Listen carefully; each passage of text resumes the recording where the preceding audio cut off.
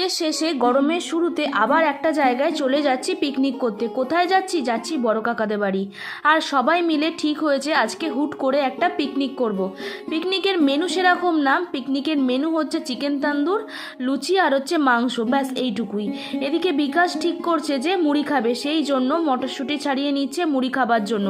মুড়ি আর চা ছিল আজকের টিফিন, আর সাথে ছিল চিকেন তান্দুর। দেখো এখন চিকেন ম্যারিনেট করা হয়ে যাচ্ছে। চিকেন ম্যারিনেট করা হয়ে যাওয়ার পর 2 ঘন্টা রেখে দিয়ে তারপর জ্বালানো হয়ে যাচ্ছে চিকেন তন্দুর করার জন্য আগুন।